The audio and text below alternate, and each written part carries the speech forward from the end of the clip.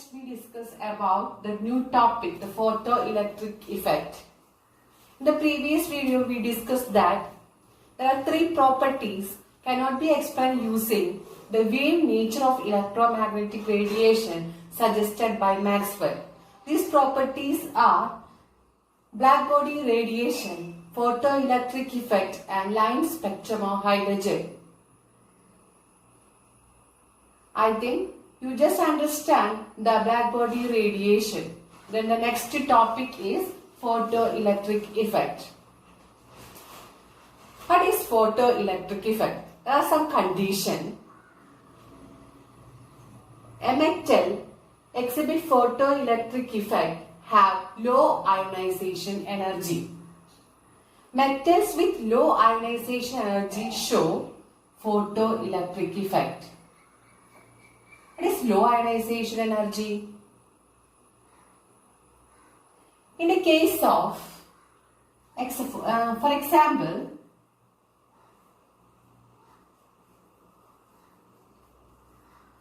metals with low ionization energy show photoelectric effect. For example, in the case of potassium, the atomic number is 90. Then its configuration is 2, 8. K shell contain 2 electrons, L shell contain 8 electrons, then M shell contain 8 electrons. Then N shell contain 1 electron. This is the electronic configuration of potassium. That is, potassium have 19 electrons. The electrons are arranged like this manner: 2, 8, 8, 1. 8 into 8 plus 2, 10. 10 plus 8, 18. 18 plus 1, 19. Okay, you heard about the rule, octet rule. Octet rule means the outermost shell contains 8 electrons.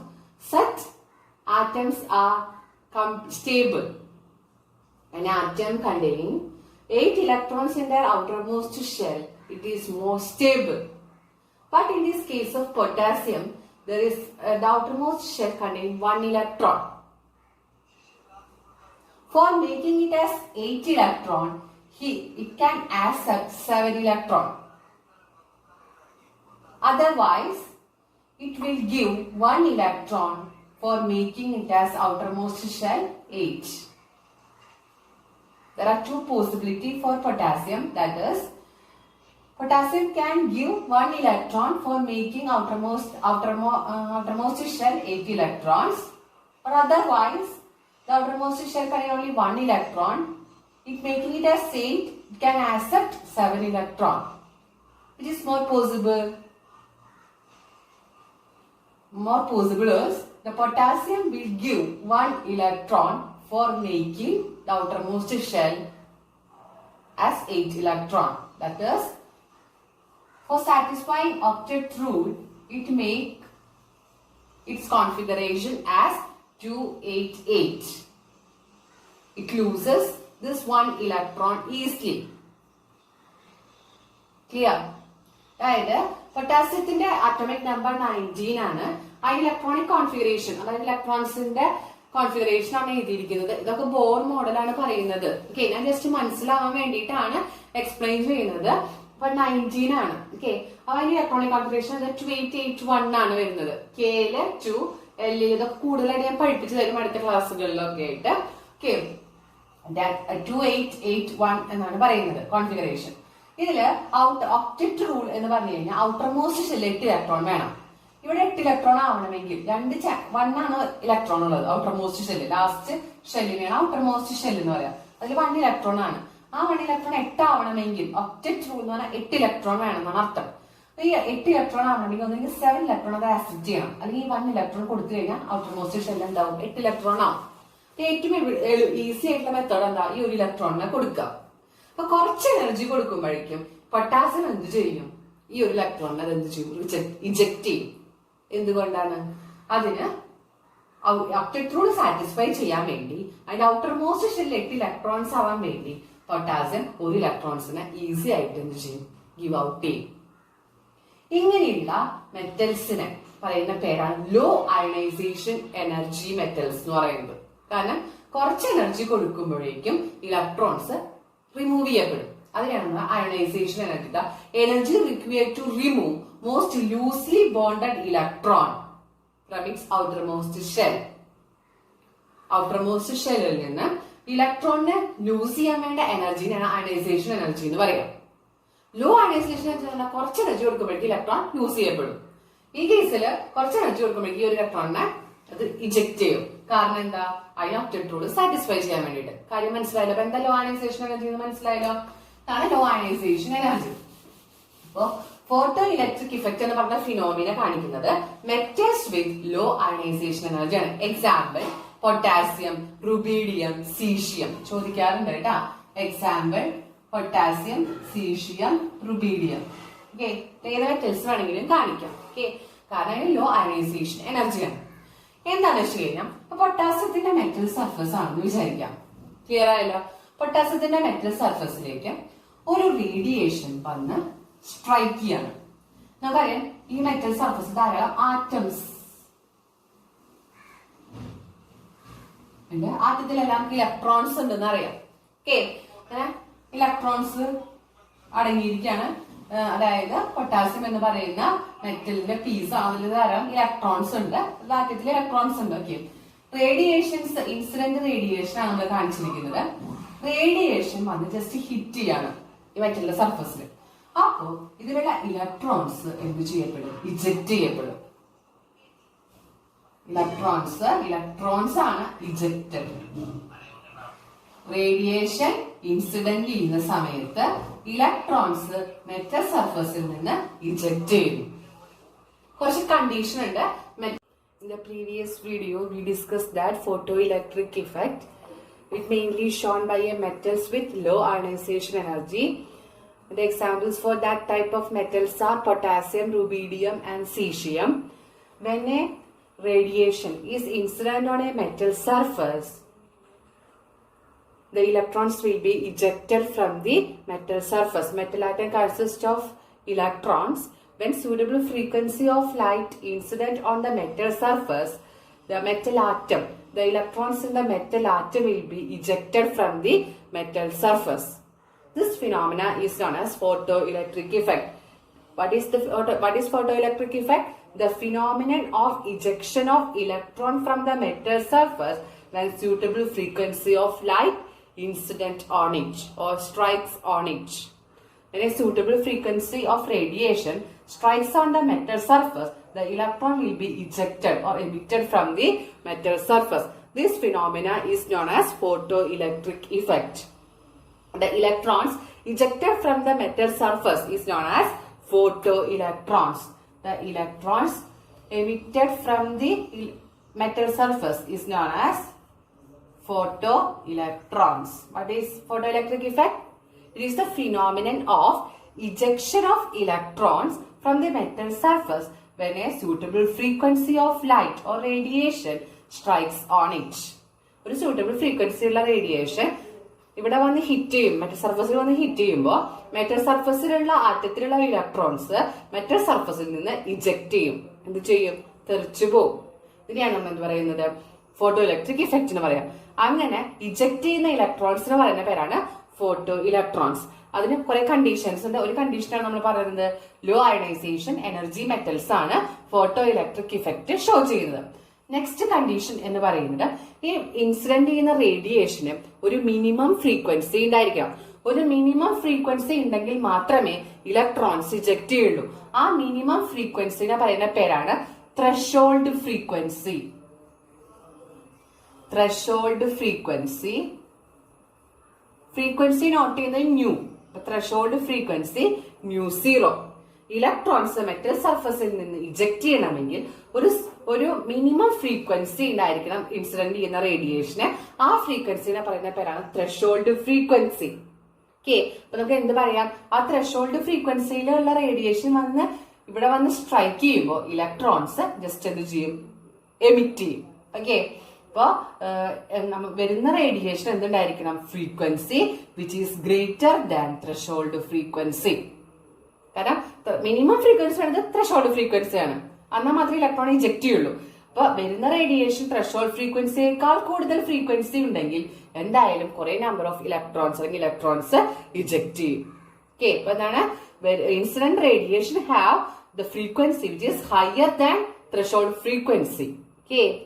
Eject ചെയ്യുന്ന, അതായത് വരുന്ന incident ചെയ്യുന്ന റേഡിയേഷന് ഒരു minimum frequency വേണം. ആ ഫ്രീക്വൻസിനെ പറയുന്ന പേരാണ് ത്രെഷോൾഡ് ഫ്രീക്വൻസി. റെപ്രസെന്റ് ചെയ്ത് μ0 ആണ്. അപ്പൊ നമ്മൾ പറയുന്ന കണ്ടീഷൻ എന്താ വെച്ച് കഴിഞ്ഞാൽ വരുന്ന ഇൻസിഡന്റ് ചെയ്യുന്ന റേഡിയേഷന് ഒരു frequency which is greater than threshold frequency. Clear ആയല്ലോ? Electrons are ejected from the metal surface only if radiation falling on it has minimum frequency. This frequency is known as threshold frequency. For the ejection of electron from the metal surface, the radiation should be incident on the metal. It have minimum frequency. This frequency is known as threshold frequency. Clear ആയല്ലോ? അതാണ് നമ്മൾ പറയുന്നത്. ഇനി ഇതുപോലെ തന്നെ ഈ frequency പോലെ തന്നെ ഒരു മിനിമം എനർജി, ഈ വരുന്ന റേഡിയേഷന് ഇലക്ട്രോൺസ് ഇജക്ട് ചെയ്യണമെങ്കിൽ ഒരു മിനിമം എനർജി ഉണ്ടായിരിക്കണം. It is represented by E0. E0 is equal to, നമ്മൾ പ്ലാങ്ക്സ് ക്വാണ്ടം തിയറിയിൽ പഠിച്ചു, E0 is equal to h nu0, where h is the Planck's constant, nu0 is the minimum frequency, that is threshold frequency. It is noted, E0 may be noted as W0. E0 നമുക്ക് എങ്ങനെ വേണമെങ്കിലും not ചെയ്യാം, W0 എന്ന് പറയാം. ഈ എനർജിനെ പറയുന്ന പേരാണ് work function. ഇപ്പോ ഇലക്ട്രോൺസ് മെറ്റൽ സർഫസിൽ നിന്ന് ഇജക്ട് ചെയ്യുമ്പോൾ റേഡിയേഷൻ എന്തൊക്കെ ഉണ്ടായിരിക്കണം? മിനിമം ഫ്രീക്വൻസി ഉണ്ടായിരിക്കണം, മിനിമം എനർജി ഉണ്ടായിരിക്കണം. ആ എനർജി എന്ന് പറയുന്നത് h nu0, നമുക്ക് പാക്കറ്റ് ഓഫ് എനർജി എന്ന് പറഞ്ഞു, h nu0 ആണ്. അതിനൊക്കെ W0 എന്നും റെപ്രസെന്റ് ചെയ്യാം. It is known as work function. നമുക്ക് എങ്ങനെ പറയാം? Minimum energy required to eject electron from the metal surface is known as work function or E0, അല്ലെങ്കിൽ നമുക്ക് ഇത് പറയാം W0. E0 is equal to h nu0. Okay. ഇനി അടുത്തത് പറയുന്നത്, നമുക്കറിയാം ഇലക്ട്രോൺസ് ഇജക്ട് ചെയ്തു, മെറ്റൽ സർഫസിൽ നിന്ന് ഇലക്ട്രോൺ ഇജക്ട് ചെയ്തു. ഇജക്ട് ചെയ്താൽ മാത്രം പോരാ, ജസ്റ്റ് ഒന്ന് എമിറ്റ് ചെയ്ത് അത് മൂവ് ചെയ്യണം, വേണ്ടേ? അപ്പൊ എന്ത് വേണം? നമ്മൾ റേഡിയേഷൻ ഇൻസിഡന്റ് ചെയ്യുന്നുണ്ട്. ആ ഇൻസിഡന്റ് ചെയ്യുന്ന റേഡിയേഷൻ കറസ്പോണ്ടൻസ് ആയിട്ടാണ് ഇലക്ട്രോൺസ് ഇജക്ട് ചെയ്യുന്നത്. ആ ഇലക്ട്രോൺസ് തെറിച്ചത് എന്ത് ചെയ്യണം? മൂവ് ചെയ്യണം. ആ മൂവ് ചെയ്യണമെങ്കിൽ മൂവ് ചെയ്യുന്ന ഒബ്ജക്റ്റിന് എന്തുണ്ടായിരിക്കണം? കൈനറ്റിക് എനർജി ഉണ്ടായിരിക്കണം, വേണ്ടേ? ഒരു ഒബ്ജക്റ്റ് മെറ്റൽ സർഫസിൽ നിന്ന് ജസ്റ്റ് എന്ത് ചെയ്തു? എമിറ്റ് ചെയ്ത് കഴിഞ്ഞാൽ അതിന് മൂവ്മെന്റ് വേണം, എന്നാലല്ലേ അത് എജക്ട് ചെയ്ത് പുറത്തേക്ക് പോകാൻ പറ്റുള്ളൂ. മൂവ് ചെയ്യണമെങ്കിൽ അതിന് എന്ത് റിക്വയർ ചെയ്യണം? Kinetic energy. ഒരു ഒബ്ജക്റ്റ് ഒക്യുപ്പൈ ചെയ്യണമെങ്കിൽ അതിനൊരു എനർജി ഉണ്ട്. ആ എനർജിനെ പറയുന്നതാണ് പൊട്ടൻഷ്യൽ എനർജി. മൂവ് ചെയ്യുന്ന ഒബ്ജക്റ്റിനുള്ള എനർജിയാണ് എന്ത്? Kinetic energy. ഈ ഇലക്ട്രോൺസ് മെറ്റൽ സർഫസിൽ നിന്ന് ഇജക്ട് ചെയ്ത് കഴിഞ്ഞാൽ അതിന് കൈനറ്റിക് എനർജി ആവശ്യമാണ്. ഈ കൈനറ്റിക് എനർജി എന്തിനാണ് ഡിപ്പെൻഡ് ചെയ്യുന്നതെന്ന് വെച്ചാൽ, kinetic energy of ejected electrons depends on, എന്തിനാണ് ഡിപ്പെൻഡ് ചെയ്യുന്നത്? The frequency of incident radiation. എന്താണ്? Frequency of incident radiation. Clear ആയല്ലോ? ഓക്കെ.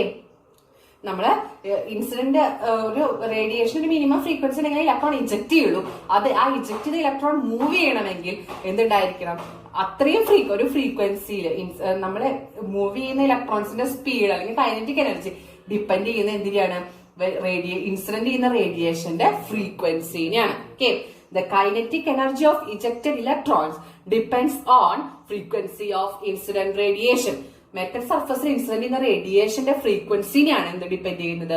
മൂവ് ചെയ്യുന്ന ഇജക്റ്റഡ് ഇലക്ട്രോൺസിന്റെ കൈനറ്റിക് എനർജി ഡിപ്പെൻഡ് ചെയ്യുന്നത്. Kinetic energy of ejected electrons depends upon frequency of incident radiation.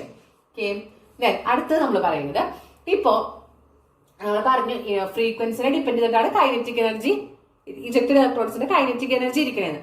ഇനി നമുക്കറിയാം കുറെ അധികം ഇലക്ട്രോൺസ് നമുക്ക് ഇതിൽ നിന്ന് ഇജക്ട് ചെയ്യണമെന്ന് വിചാരിക്കാം. അതിനുവേണ്ടി നമ്മൾ എന്ത് ചെയ്യണം? കുറച്ചധികം ബീം ഇൻസിഡന്റ് റേഡിയേഷൻ വന്ന് ഇവിടെ ഹിറ്റ് ചെയ്യുമ്പോൾ അതിന് കറസ്പോണ്ടൻസ് ആയിട്ട് എന്ത് ചെയ്യും? ഇലക്ട്രോൺസ് ഇജക്ട് ചെയ്യും. മനസ്സിലായ? അപ്പൊ ഇങ്ങനെ ഒരു ക്രോസ് സെക്ഷൻ ഏരിയയിലൂടെ പാസ് ചെയ്യുന്ന റേഡിയേഷൻ എന്ന് പറയാം ഇന്റൻസിറ്റി എന്ന് പറയുന്നത്. ഇവിടെ ഇന്റൻസിറ്റി ഓഫ് റേഡിയേഷൻ കൂടുതലാണ്. കുറെ അധികം ഒരു ക്രോസ് സെക്ഷൻ ഏരിയയിലേക്ക് കുറെ അധികം റേഡിയേഷൻ വന്ന് ഇൻസിഡന്റ് ചെയ്യുകയാണെങ്കിൽ ഇലക്ട്രോൺസിന്റെ ejection, number of electrons eject ചെയ്യുന്നത് എന്ത് ചെയ്യും? ഇൻക്രീസ് ചെയ്യും അല്ലെ? കുറെ അധികം ഇന്റൻസിറ്റിയിൽ റേഡിയേഷൻ വന്ന് ഇജക്ട് ചെയ്യുകയാണെങ്കിൽ, അതായത് ഇന്റൻസിറ്റിയിലാണ് കുറെ അധികം ബീം വന്ന് മെറ്റൽ സർഫസിൽ ഇൻസിഡന്റ് ചെയ്യുകയാണെങ്കിൽ എന്ത് ചെയ്യും? ഇലക്ട്രോൺസ് ഇജക്ട് ചെയ്യുന്നതിന്റെ ഓരോ റേഡിയേഷന് കറസ്പോണ്ടൻസ് ആയിട്ട് ഇലക്ട്രോൺസ് ഇജക്ട് ചെയ്യും. അപ്പൊ നമുക്ക് എന്ത് പറയാം? Number of ejected electrons depends on intensity of radiation.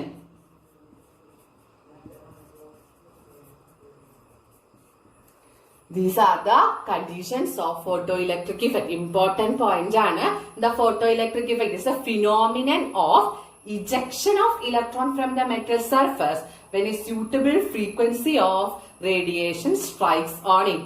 The ejected electrons are known as photoelectrons. The metals show photoelectric effect having low ionization energy. Example, potassium, rubidium and cesium. Okay. Then the incident radiation have minimum frequency to eject electron. This minimum frequency is known as threshold frequency. Okay. അപ്പൊ incident ചെയ്യുന്ന റേഡിയേഷന് എന്താ? ഈ threshold ഫ്രീക്വൻസിയേക്കാൾ greater frequency ആയിരിക്കും. എന്നാൽ മാത്രമേ electron eject ചെയ്യുള്ളൂ, എന്നാൽ മാത്രമേ ഇലക്ട്രോൺ മൂവ് ചെയ്യുള്ളൂ. എന്താ കാരണം? കൈനറ്റിക് എനർജിയും കൊടുക്കണ്ടേ? അപ്പൊ അതുകൊണ്ട് ഇൻസിഡന്റ് ചെയ്യുന്ന റേഡിയേഷന് ത്രെഷോൾഡ് ഫ്രീക്വൻസിയേക്കാൾ മിനിമം ഫ്രീക്വൻസി വേണ്ടത്. ഇവിടുന്ന് ഇലക്ട്രോൺ ഇജക്ട് ചെയ്യണമെങ്കിൽ ത്രെഷോൾഡ് ഫ്രീക്വൻസി ഉണ്ടായിരിക്കണം. അല്ലാതെ അതിനും താഴെ ത്രെഷോൾഡ് ഫ്രീക്വൻസിയേക്കാൾ കുറവുള്ള റേഡിയേഷൻ ഇൻസിഡന്റ് ചെയ്താൽ ഇലക്ട്രോൺ ഇജക്ട് ചെയ്യില്ല. അപ്പോൾ ഫോട്ടോ ഇലക്ട്രിക് ഇഫക്റ്റ് നടക്കില്ല. ത്രെഷോൾഡ് ഫ്രീക്വൻസിനേക്കാൾ കൂടുതൽ ഫ്രീക്വൻസി ഉള്ള റേഡിയേഷൻ ഒന്ന് ഇൻസിഡന്റ് ചെയ്താലാണ് ഇലക്ട്രോൺ ഇജക്ട് ചെയ്യുള്ളൂ. ബാക്കി ഫ്രീക്വൻസി ബാക്കിയുള്ള നമ്മൾ എന്തിനു യൂസ് ചെയ്യുന്നുണ്ട്? കൈനറ്റിക് എനർജിക്ക് വേണ്ടി യൂസ് ചെയ്യുന്നുണ്ട്. ഓക്കെ. പിന്നെ അതുപോലെ തന്നെ മെറ്റലിന് ഇലക്ട്രോൺ ഇജക്ട് ചെയ്യണമെങ്കിൽ ഒരു മിനിമം എനർജി വേണം. വരുന്ന റേഡിയേഷൻ ഒരു മിനിമം എനർജി വേണം.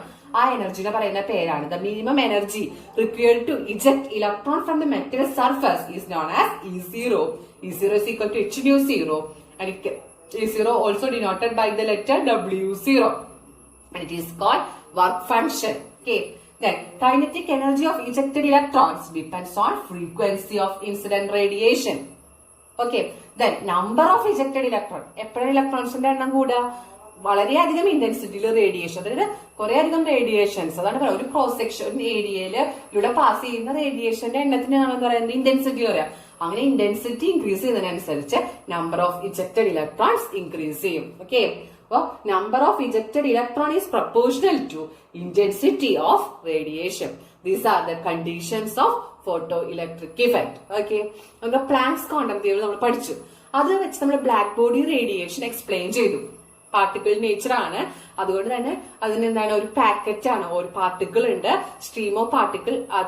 അതിലെ ഓരോ പാർട്ടിക്കിളിനും ഒരു സ്പെസിഫിക് ഒരു പാക്കറ്റ് എനർജി ഉണ്ട്. അതിനെ ക്വാണ്ടം എന്ന് പറഞ്ഞു. ആ എനർജിയുടെ energy is equal to h nu ആണെന്ന് പറഞ്ഞു. ഇതൊക്കെ നമ്മൾ പറഞ്ഞു ഇല്ലേ? ഇനി ഫോട്ടോ ഇലക്ട്രിക് ഇഫക്റ്റ് എക്സ്പ്ലെയിൻ ചെയ്യാൻ വേണ്ടി പ്ലാങ്ക്സ് ക്വാണ്ടം തിയറി ഒന്ന് മോഡിഫൈ ചെയ്യേണ്ടി വന്നു. ആ മോഡിഫൈ ചെയ്ത സയന്റിസ്റ്റ് ആണ് Einstein. In order to explain the photo electric effect that shown by the metals with low ionisation energy can be explained using the quantum theory, Planck's quantum theory. So there is some modification is needed. It can be modified by the new scientist, this Einstein. Einstein modified Planck's quantum theory in order to explain the photoelectric effect. What are the modifications that carried out by Einstein in order to explain photoelectric effect? നമുക്കൊന്ന് നോക്കാം. ആരാണ് modify ചെയ്തത്? Einstein ആണ് modify ചെയ്തത്. എന്താ modify ചെയ്തത്? Quantum theory. എന്തിനു വേണ്ടിയിട്ടാണ്? in order to explain photoelectric effect. Okay. Einstein modify ചെയ്തിരിക്കുന്ന കാര്യങ്ങളാണ് നമ്മൾ പറയാൻ പോകുന്നത്. ലൈറ്റ് എന്ന് പറയുന്നത് നമുക്കറിയാം. Light or electromagnetic radiation is A wave like nature. നമ്മൾ പറഞ്ഞ ഫ്രീക്വൻസി, വേവ് ലെങ്ത് ഇതൊക്കെയാണെന്ന് പറഞ്ഞു. വേവ് നേച്ചർ ഉണ്ട് എന്തായാലും. ഓക്കെ. ഒപ്പം തന്നെ ഇതിൽ എന്തുണ്ട്? പാർട്ടിക്കിൾ ഉണ്ട്. ആ പാർട്ടിക്കിളിന്റെ ഒരു ഡെഫിനിറ്റ് പാക്കറ്റ് ഓഫ് എനർജി ഉണ്ട്. അതാണ് നമ്മൾ എന്ത് പറയുന്നത്? ക്വാണ്ടം എന്ന് പറയുന്നത് അല്ലെ? ഇങ്ങനെ ലൈറ്റിലുള്ള ഈ സ്ട്രീം ഓഫ് പാർട്ടിക്കിൾസിനെ പറയുന്ന പേരാണ് photons. Photons എന്തായിരിക്കും? Definite amount of energy. എത്ര energy? E is equal to h nu, nh nu. n എന്താവാം? 1, 2, 3 അല്ലെ? അപ്പൊ എന്താ പറഞ്ഞത്? Einstein modified quantum theory. Einstein said that the light consists of a stream of energy particles called photons. Light consists of stream of energy particles called photons. Okay. So metal surface electrons, ആറ്റത്തിന്റെ ഉള്ളിൽ electrons ഉണ്ട്. Okay, ഇപ്പൊ നമ്മളെ radiation വരികയാണ്. റേഡിയേഷനിലൊക്കെ photons ആണ് അല്ലെ? ഈ ഫോട്ടോൺസിന് energy ഉണ്ട്. ഈ എനർജി ആർക്ക് ട്രാൻസ്ഫർ ചെയ്യും? ഇലക്ട്രോൺസിനെ ട്രാൻസ്ഫർ ചെയ്യും. റേഡിയേഷനിലെ ഫോട്ടോൺസ് ഉണ്ട്. ഫോട്ടോൺസിന് ഡെഫിനിറ്റ് എമൗണ്ട് ഓഫ് എനർജി ഉണ്ട്.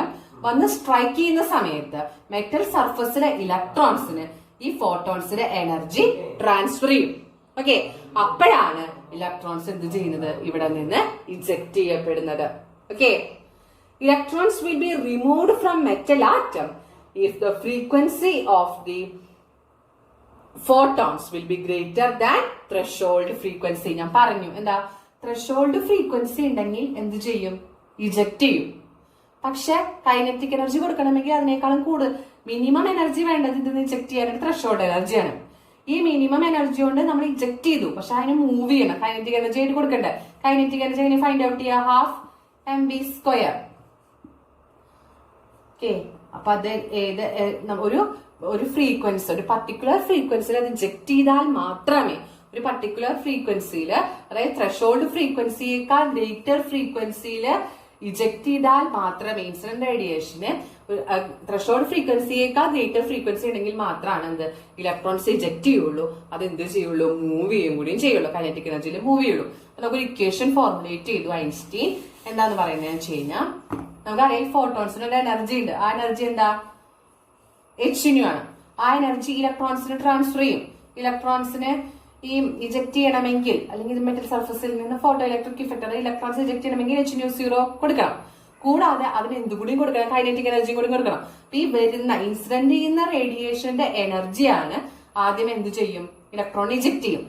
അതാണ് h nu 0.